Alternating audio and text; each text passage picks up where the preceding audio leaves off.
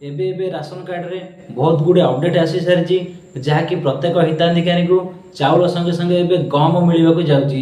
ए नहीं बड़ घोषणा करछंती खाद्य जोगाण मंत्री कृष्ण चंद्र पात्र।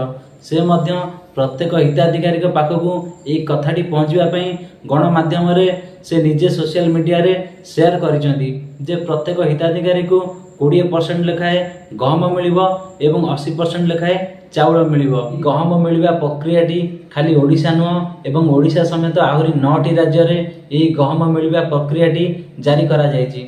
आसंतु ए वीडियो माध्यम रे आमे आगु जानिबा को राज्य रे प्रक्रियाटी जारी करा जायछि। ता पूर्व मु कहि रखुछि जे नमस्कार, स्वागत जनाछि मो D public support YouTube channel को। जदि भी आपण माने मो यूट्यूब चैनल रे प्रथम करी वीडियो देखछन्ती तो निहाती भाबरे गोटे सब्सक्राइब करिनु।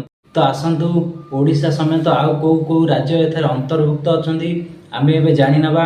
तो एठी प्रथम रहउछि ओडिशा, तापरे पश्चिम बंग, गुजरात, महाराष्ट्र, तमिलनाडु, उत्तर प्रदेश, झारखंड, बिहार एवं मध्य प्रदेश। तो यही भली राज्य रे एही प्रक्रियाटी एबे जारी करा जायछि।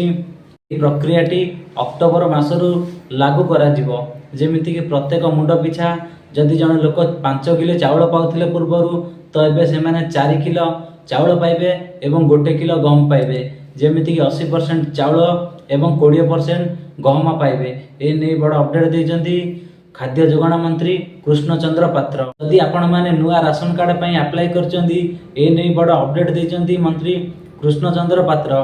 से मध्य कहचंती जे राशन कार्ड रो ई-केवाईसी प्रक्रियाटी न सरिबा जाए एवं अयोग्य हिताधिकारी न धरा पड़िबा जाए नुआ राशन कार्ड बंटन करा जिवो नै। एवं से मध्य कहचंती जे जदि आपन पाखरे आधार कार्डटी थिबो तो आपण माने राशन कार्ड पाई परिबे।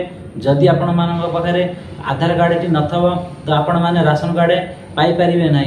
ए नै बड़ अपडेट दैछन्ती मंत्री कृष्ण चंद्र पात्र। तो ये चाउल एवं गहम प्रक्रियाटी आसंता अक्टोबर मासरू लागू करा जिवो।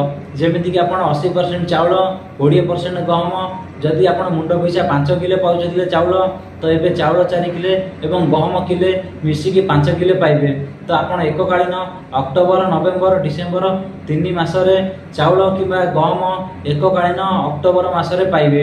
ए नै जा हमकु अपडेट आसीची जने डीलर को तरफरु। ये थिला आजिर राशन कार्ड अपडेट न्यूज। यही भली अपडेट न्यूज पाइबा बेले मो यूट्यूब चैनल सह जोड़ी हे रुहंतु। जदि भी आपण माने मो यूट्यूब चैनल रे नुआ करी वीडियो देखुछन्ती तो निहाती भाबरे गोटे सब्सक्राइब करंतु। हाँ दर्शक बंधु, वीडियोटी भल लागिथिले गोटे लाइक करिवे, शेयर करिवे।